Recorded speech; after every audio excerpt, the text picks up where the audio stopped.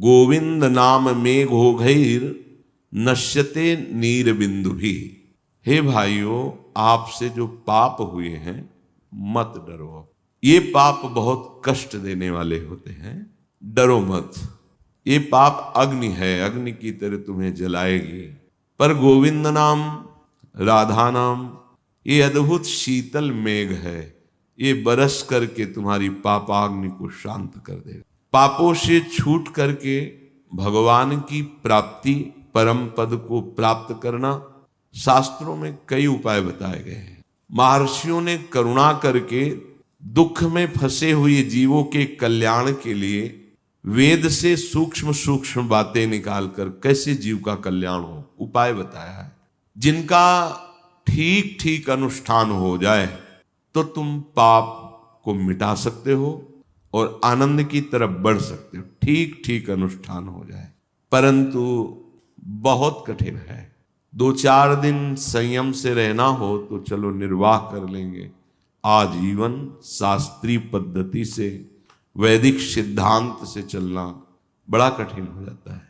जैसे योग है, परमात्मा प्राप्ति का उपाय है, पर अगर योगी एक बार भी भ्रष्ट हो जाए, खत्म हो गया खेल। शरीर रोग से ग्रसित हो जाएगा, चित्तवृत्ति चंचल हो जाएगी। जो योग का फल है चित्त का निरोध करके परमात्मा में लगाना, हो गया, भ्रष्ट हो गया। ज्ञान है, इसमें है मैं ब्रह्म हूं, तो ब्रह्म जिसका भाव हो जाता है तो चराचर जगत अपनी आत्मा का अनुभव होता है। अब यदि कहीं राग हो गया या द्वेष हो गया या कोई गलती हो गई, पूरा का पूरा गिर गया, कोई बचने की संभावना नहीं। ज्ञान के पंथ कृपाण के धारा और परत खगेश का गोस्वामी जी कह, लगत नहीं बारा, जो निर्विघ्न पंथ निर्वाही, सो कैवल्य परम पद लाई। बड़ा कठिन है, क्योंकि इसमें आश्रय नहीं है, स्वयं का निर्णय है। बुद्धि को बदलते देर नहीं लगती, इसलिए बड़े बड़े गिर जाते हैं। अच्छा, उसमें गिरना मतलब गिर गए, उठने के चांस बहुत कम होते हैं। जीवन की अवधि बहुत थोड़ी है, प्रतिदिन हमारी आयु नष्ट हो रही, चाहे जितनी औषधियां खा लो, अंजुली कस के बांध लो जैसे जल, चाहे जितना बांध लो खत्म हो जाएगा। ऐसे ही कुछ भी कर लो, आयु खत्म हो रही, मरना पड़ेगा, विवश होकर मरना पड़ेगा। कोई चाहता थोड़ी मरना। अब एक उपाय समझ में आता है, देखो कामनाओं की भीड़ लगी हुई है, बुद्धि कलंकित कलुषित हो गई है, निर्णय ठीक नहीं कर रही। परिवार, कुटुंब, जाति, इतना मोह, यही लगता है सत्य है, यही हमारे हैं। क्रियाओं का धारा प्रवाह केवल जगत की तरफ होना। ध्यान दीजिए, उन्नति के अवसर पर अवनति को उन्नति मानकर अधर्म, हिंसा, चोरी, व्यभिचार, धन का संग्रह, ये उन्नति नहीं है, ये अवनति है। जिसे उन्नति कहते हैं धर्म, अहिंसा, सत्य, भगवत चिंतन। बड़ा उल्टा स्वभाव कलयुग ने कर दिया है। सारे जगत में जब देखो तो कुवासना का तांडव मचा हुआ है, महापुरुषों के वचन, शास्त्रों के कथनानुसार कोई एक आध भले, एक एक चेष्टा हमारे भजन पर प्रहार करती है। दुर्भाग्य दोष ऐसा प्रकट हो जाता है कि फिर भजन लक्ष्य नहीं रह जाता। ये सब विचार करके हम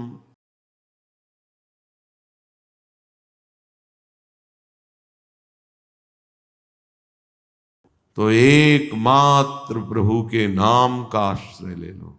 बहुत महिमामयी, विचारणी, शास्त्र प्रमाणित। ऐसी स्थिति में तुम्हें कभी निराशा परास्त नहीं कर पाएगी। हमारी बड़ी दुर्दशा है, महापुरुषों के अनुभव हमको सुनने को मिलते हैं पर हम उनको धारण नहीं करते। इसी से हमें कुछ आनंद का अनुभव इधर नहीं होता तो हम आनंद का अनुभव उधर ही करते हैं, विश्राम भोगों में। सहज में आपको भगवत प्राप्ति, समस्त पापों का नाश नाम कर देगा, नाम। परंतु जिसका ऐसा महान प्रताप है, उस नाम जपने में मन नहीं लगता। आपको यज्ञ करना अच्छा लगेगा, 10 लोगों को जोड़कर, और बड़ी यज्ञ की। आप तपस्या भी दिखा सकते हैं, इतने वर्षों से ये इतने, आप दाता भी हो सकते हैं दान भी करके, पर आप निरंतर नाम जप करें, बड़ी कठिन बात है। और यज्ञ तप दान आदि से भगवत प्राप्ति नहीं होती। तपस्या वाले तप लोक को जाते, बना है लोक जो ऊपर लोकों में, स्वर्गलोक, महारलोक, जनलोक, तपलोक, फिर है ब्रह्मलोक। भगवान व्यास देव जी महाराज और उनके पुत्र भगवान सुखदेव जी महाराज, सबका एक निर्णय है कि इस कलिकाल में तुम्हारे द्वारा अन्य कोई साधना से भगवत प्राप्ति हो असंभव सा है। कलेर दोष निधे राजन नस्ति हे को महान गुणम, कीर्तनादेव कृष्णस्य मुक्त संगः परम ब्रजेत, कृते यध्यायतो विष्णुम त्रेतायाम यजतो मखई, द्वापरे परिचर्यायाम कलो तद्धरि कीर्तनात्। भगवान व्यास देव जी ने लिखा, श्री सुखदेव जी ने गाया। परीक्षित जी से कह रहे हैं, राजन कलयुग में ऐसा दोष का तांडव बढ़ेगा कि सबकी बुद्धि गंदे आचरणों की तरफ भागेगी, पर इसका एक महान गुण है कलयुग का। कई बार चर्चा में कहा है, कोई ऐसा दोषी नहीं होता जिसमें गुण न हो, और कोई ऐसा गुणी नहीं होता जिसमें एक आध दोष न हो। वो तो भगवत प्राप्त महात्मा निर्दोष स्थिति को प्राप्त होते हैं। केवल श्री कृष्ण नाम जप से, नाम कीर्तन से सारे कर्म बंधन नष्ट हो जाएंगे और भगवान का अनुभव हो जाएगा। सब वेदांत के रचयिता भगवान व्यासदेव जी हैं, उन्होंने लिखा है और सुखदेव जी परीक्षित जी को सुना रहे हैं। सतयुग में ध्यान की प्रधानता थी, त्रेता में यज्ञों की, द्वापर में परिचर्या की, पर कलयुग में केवल श्री हरिनाम कीर्तन, हरिनाम जप, इसी से भगवत प्राप्ति होगी। केवल कलौ तद्धरि कीर्तनात्। जो बड़े बड़े महापुरुष हुए हैं, श्रेष्ठ कबीरदास जी महाराज, नानक जी महाराज, तुकाराम जी महाराज, रामदास, ज्ञानदेव, सोपान देव, मीरा, सुंदरदास, सहजोबाई, दयाबाई, सखुबाई, ये कहाँ तक वर्णन करें, भगवान के अनंत भक्त हैं। ये सब ऊंचाई पर पहुंचे हुए महापुरुष हैं, दिव्य भूमिका है इनके हृदय में। इन सब ने प्रभु के नाम का ही निरंतर रटन करके स्थितियां प्राप्त की है। दिव्य वाणी से इन्होंने जो हृदय में प्रकाशित हुई, अपनी अपनी भाषा में गायन किया। सब महापुरुष जितने भी इस समय वर्तमान या हो गए या आगे होंगे, उन सब की ऊंचाई का एक ही कारण है, हुआ है और होगा, वो है नाम। बहुत आनंददायक बात है। आप धाम में नहीं रह सकते, ऐसी धाम निष्ठा नहीं, तो नाम निष्ठा धारण करो। प्रभु के नाम का इतना प्रभाव है, इतना महत्व है, इतना विस्तार है कि मुझ जैसा क्या लिख सकता है। गोस्वामी जी ने कह दिया, कहूं कहाँ लगी नाम बड़ाई, और राम न सकई नाम गुण गाई। स्वयं नामी अपने नाम की महिमा का पूर्ण वर्णन करने में असमर्थ है, तो और कोई समर्थ कैसे हो सकता है। ये अगर हम आपको बता रहे हैं तो हमारा दुस्साहस समझो, पर हम संतों की कृपा और प्रेमियों के चरण रज के भरोसे ये महिमा गान कर रहे हैं नाम की। भगवान नाम मेरे हृदय में जब चलने लगा, तब मुझे अनुभव हुआ कि मैं जीवित हूं। बड़े महापुरुषों के वचन। जीवन का जो सुख और शांति, दिव्यता है, बोले तब अनुभव में आया जब नाम हमारे हृदय में चलने लगा। बड़े बड़े महापुरुषों से मिले हैं, पर नाम उनके हृदय में छाया हुआ। सीताराम ओंकारनाथ जी महाराज, भाई जी महाराज, राधा बाबा, जो भी ऊंचाई पर पहुंचा है। करह के रामदास बाबा जी के दर्शन करने गए थे, करह आश्रम यहाँ वृंदावन में वो पधारे थे कृपा करके। बहुत देर खड़े खड़े उनकी चेष्टाएं देखते, हाथ पैर ऐसे कांप रहे थे, आंखों में जल भरा हुआ था, वयोवृद्ध, ओठ ऐसे चल रहे थे। बहुत आनंद का अनुभव हो रहा था। धन्य है, क्या अपार महिमा है। वो जिस पटिया पे बैठ के भजन करते थे। वो पटिया इतनी प्रभावशाली हो गई कि लोग उसमें दूध घी जैसे पूजन किया जाता है ना, और अपनी कामनाओं की पूर्ति करते उस पटिया से। कोई आश्चर्य की बात नहीं, जिनमें निरंतर नाम जपा जाता है वो आश्रम, वो स्थान, वो प्रांत धन्य हो जाता है। इतनी महिमा नाम की है, फिर ये लोग कठिन साधनों को तो करने के लिए तैयार हैं, नाम जप नहीं। एक ब्राह्मण रोज गंगा स्नान करने जाते थे नियम से, राजा की तरफ प्रेरित होकर के वो देते थे कुछ, वो गंगा जी को प्रदान करते। पूज्य श्री रैदास जी महाराज, महान भागवत, परम पूजनीय श्री रामानंदाचार्य जी के शिष्य, वो अपना कठोता, अपनी दिनचर्या, नाम जप निरंतर। कभी कभी कहते हो पंडित जी कि आप बड़े भगत हो, कभी गंगा स्नान भी करने चलो, तो उनका हमारे पास समय नहीं गंगा स्नान करने का, आप।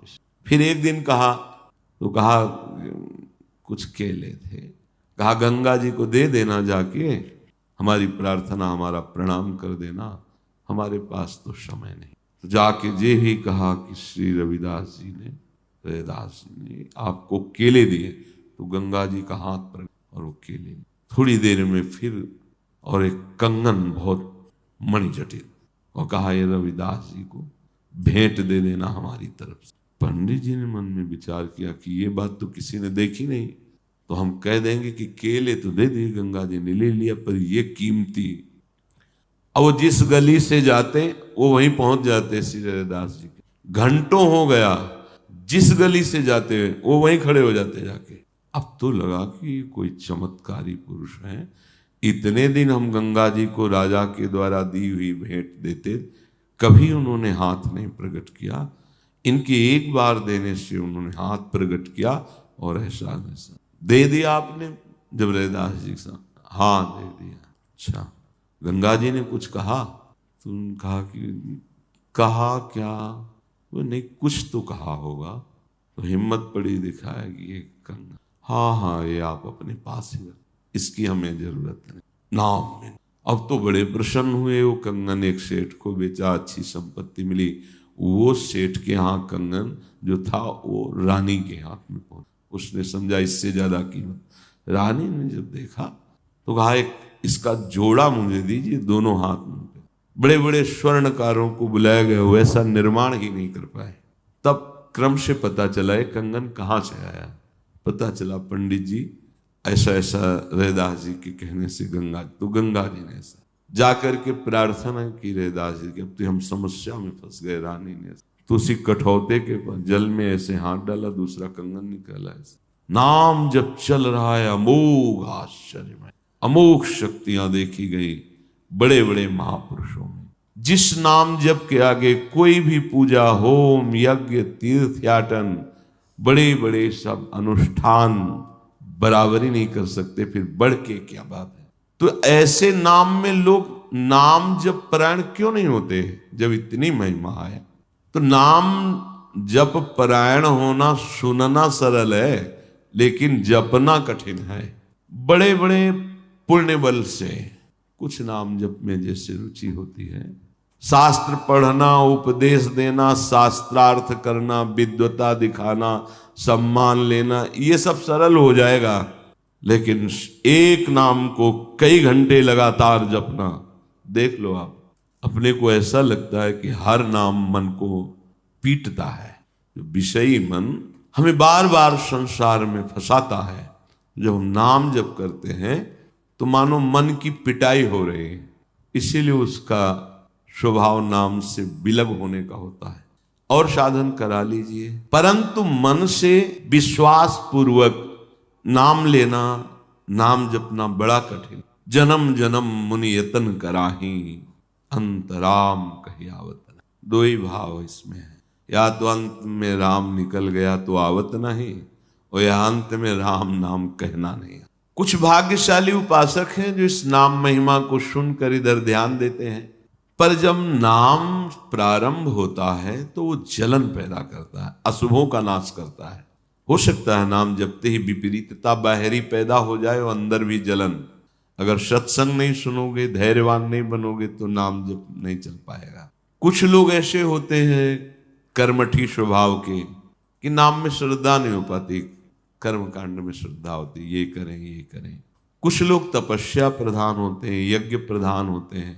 किसी किसी का होता है हम विशेष एकत्रित करते रहें, भोग भोगते रहें, कुछ दान करते रहें, माना कि इससे थोड़ा पुण्य हो जाएगा, शुभ बन जाएगा, लेकिन भगवत प्राप्ति नहीं होगी।